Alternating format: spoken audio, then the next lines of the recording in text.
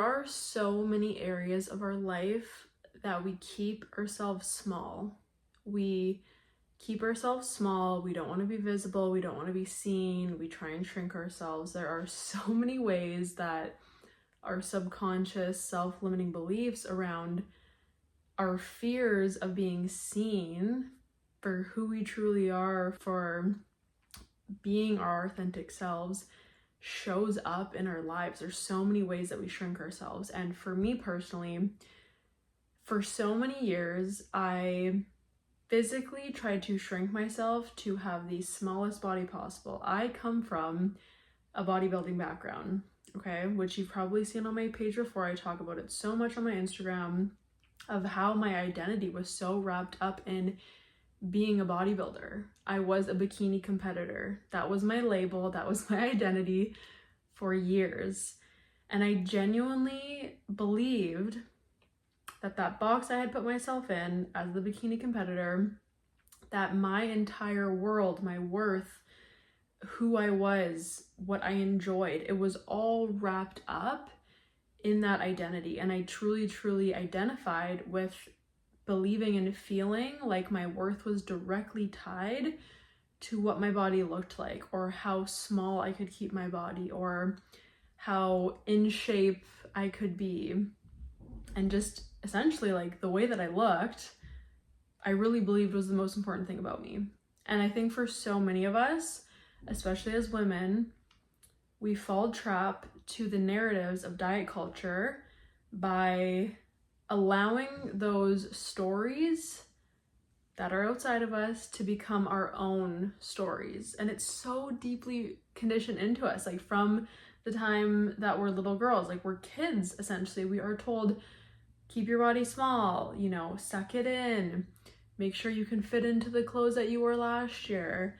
In magazines and movies and TV shows for so many years, especially if you're a 90s baby like me, we grew up with this narrative that our bodies are the most important thing about us, and that our ability to shrink ourselves or to keep ourselves a certain size is basically what we're here to do and why we're on this earth, which is so not true. It's so far from the truth. But diet culture does a really good job of this. The industry of weight loss and diet fads and even like makeup and fashion trends, all of these industries do such a good job of keeping us distracted on solely thinking about what our body looks like. And we can even also pull this back to like patriarchy in general, because when you think about it, if you have an entire society and community and culture of women hating themselves, fearing taking up space, being afraid to be seen, being afraid to have their bodies change and to just be themselves, it's a really good way to keep us small and distracted and insecure and in competition with each other and believing that we're not worthy. And then what happens on the other side of that is that you have an entirety, society, generations of it, of women continuously believing that we are not enough and we don't deserve to take up space and we're not worthy, and the way that our body looks is the most important thing, the most interesting thing about us. And then you have an entire society and culture built off of this, and we wonder why there are so many women, you know, afraid to speak their mind. We're fearful of being truly seen for who we are. We don't go after our dreams. We don't take that scary next step towards what we really want. We are scared to ask for what we want. We don't even know what we want.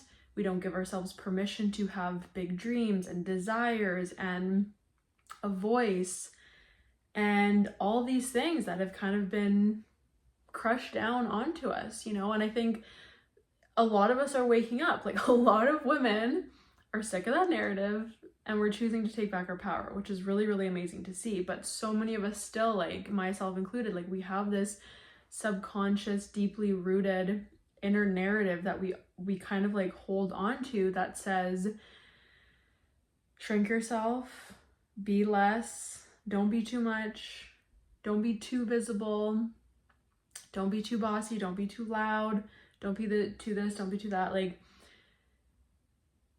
when we are always shrinking ourselves, and this might be for you on a physical level, when we're always focused on being a smaller body, being in a smaller pant size, we don't realize it, but this is also translating into keeping ourselves small in every other aspect of our life. We keep ourselves small in our relationships. We don't want to be too much. We don't want to ask for what we want. Again, we don't give ourselves permission to even like dive into what we want. We have a hard time seeing and feeling and believing in our worth. This relates to money as well. We keep ourselves small. We don't think that we can be wealthy. We accept the bare minimum. We don't want to even dream big because, well, that we'll never have that. We'll be disappointed, right? Like all these narratives that keep us small in all areas of our lives, in our relationships, financial wise, with our dreams, with our goals, with how we want our life to feel, what our values are.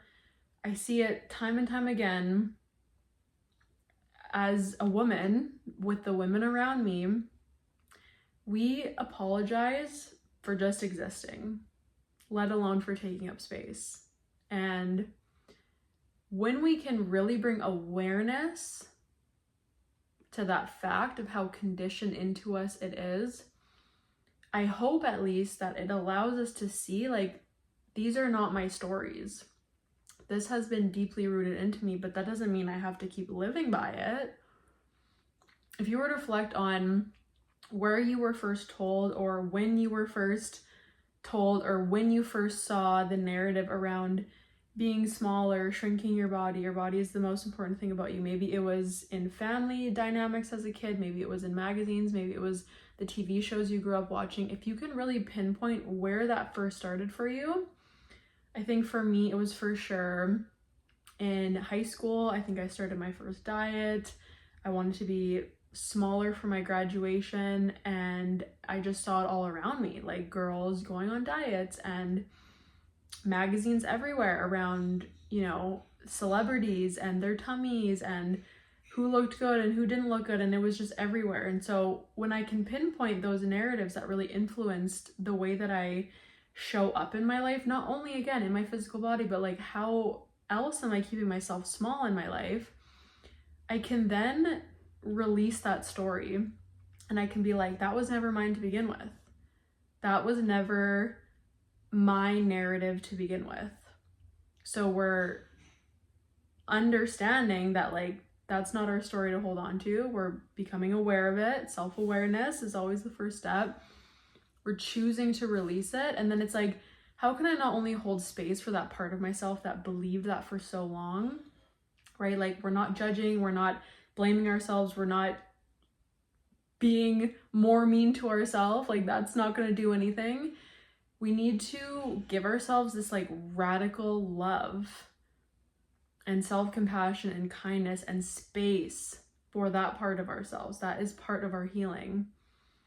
And then choosing every single day, making that decision, just like with our self-limiting beliefs and getting in our own way, choosing every single day to rewrite that story of, I'm no longer going to keep myself small. I'm no longer going to let old diet culture narratives or old body image beliefs hold me back in my life anymore. Like, I don't want to play it small anymore.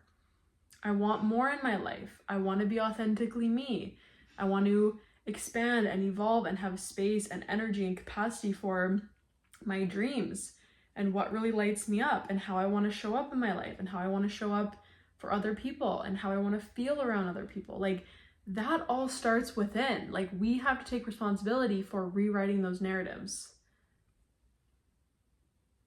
We can't expect an external event or our body changing physically or something coming into our lives externally to all of a sudden make us feel differently inside. It does not work that way. Trust me. Trust me. As a former bodybuilder, I can tell you right now, you being smaller in a physical body is never, ever, ever going to give you the confidence, happiness, or empowerment that you think it will. Because I was at my absolute smallest, pretty much had 0 body fat on me, and it still wasn't enough. I still was not enough in my own eyes. I still was not worthy. I still was not confident. If anything, I was more insecure. I was more negative to myself. I was way less present in my life, and I was miserable. So trust me when I say that this journey that we're on to create bigger lives for ourselves and shift into new realities and new identities and take up space and become who we really want to be and live the lives that we really, really desire, it all starts within. We cannot get there unless we start here. Living from the inside out is how we build our dream lives. Like, we have to start here and really like ground ourselves in the fact of this internal sense of connectedness, self-love, compassion, enoughness, worthiness, abundance. And then that is all reflected back to us. That's all it is. Life is a projection. We are continuously projecting what is internal into our external. And that is why so many of us, when we really, really, live in the labelings of I'm not enough, I'm not worthy, I suck at this, I'm never gonna have this, all we're doing is projecting that, and that's why we keep creating more of that. So if you've watched my other video about living intentionally and being really intentional around where your energy is going, what thoughts you're thinking, and what kind of reality you're creating, it all starts within. Because if you start to wake up every day and say to yourself, I'm going to take up space, abundance is always flowing to me, I'm so worthy, I cannot wait to see what comes into my reality, I'm so excited about opportunities that are coming my way, guess what's going to happen? You are going to create exactly that. You are going to look for confirmation in your life, in the external world, of what you're feeling inside, and you will create more of it. You will create more of whatever is going on in here. So that is why when we solely try and lose weight, when we try and change our body, when we try and shrink our body, when we do stuff to our face, when we change our hair, like, yes, maybe for like a week or two, like, okay, like you might feel something differently, but I'm telling you right now, long term, it doesn't change a thing. It does not change a thing. The external shifts will never create the deep sense of belonging and confidence and empowerment and abundance and freedom that you desire. It's never going to happen. It needs to start from within. And that is why I just want you to know that you don't need to shrink yourself anymore in any aspect of your life. And when we become aware of this, and when we finally start to choose, like, I'm no longer going to be afraid to take up space, and I'm no longer going to shrink myself, and I'm no longer going to play small in whatever lifestyle factor is resonating for you most.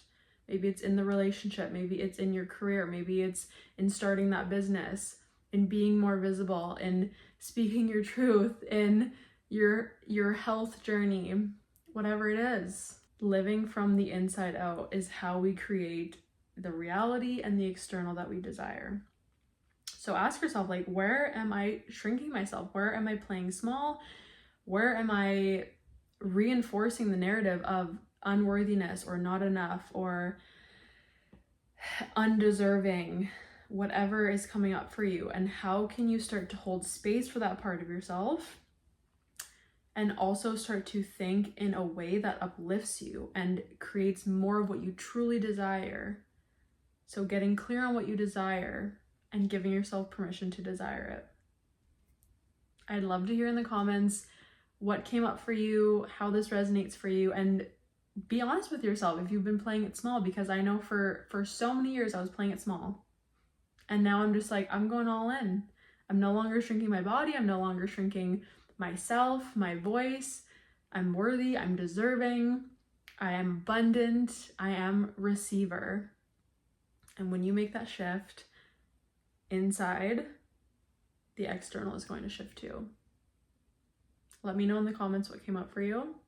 And I have some really, really supportive resources coming your way in terms of building self-confidence, stepping into your power, taking up space, getting back to trusting yourself, connecting back to yourself, and ultimately all those things allow you to create a life of your dreams and to really create a life from the inside out that feels so aligned, so empowered, so good and juicy and abundant and fulfilling.